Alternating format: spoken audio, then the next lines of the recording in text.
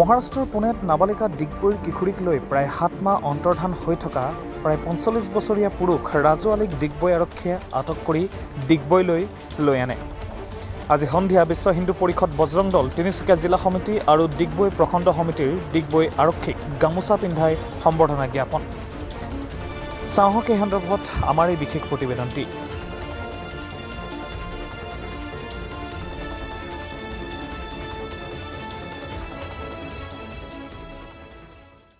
আমাৰ যি ডিগবৈ লাচিত নগৰ নিবাসী বিশাখা দে যি 15 বছৰীয়া আমাৰ এজনী নাবালিক ভণ্টি, এজন মুছলমান মানুহে বয়স 48 বছৰ বয়স, কিন্তু আগত দুজনী বিয়া পতা আছিলে।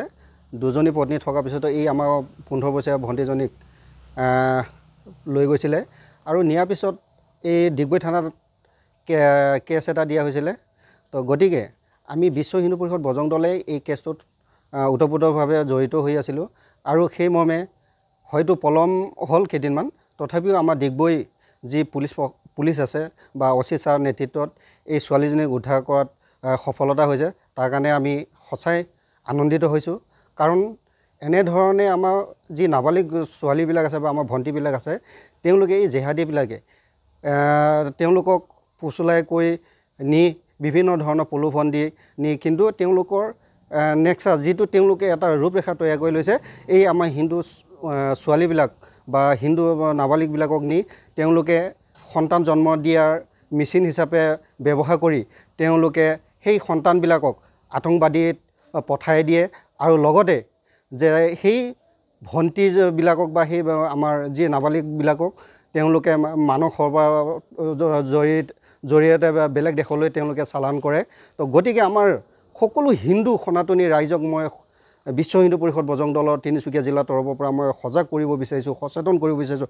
আৰু সদায় আমি বিশ্ব হিন্দু পৰিষদ বজৰং দলে হিন্দু সমাজক আমি জাগ্ৰত কৰিবৰ কাৰণে আমি কাম কৰি গৈ আছোঁ, কিন্তু তথাপিও আমাৰ হিন্দু সমাজে কিন্তু আজিলৈকে জাগ্ৰত হোৱা নাই।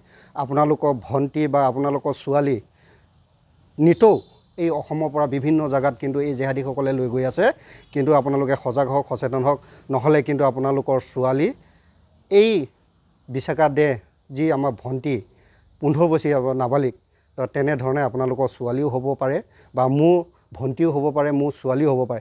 গতিকে এতিয়াই সজাগ হওক, এতিয়াই সচেতন হওক, আৰু নহ'লে কিন্তু অদূৰ ভৱিষ্যতে কিন্তু আমাৰো পাল আহিব। গতিকে এতিয়াই সমূহ অসমবাসী ৰাইজক মই সজাগ কৰিছোঁ, এনে ক্ষেত্ৰত সকলোৱে মাৰ বান্ধি থিয় দিয়ক।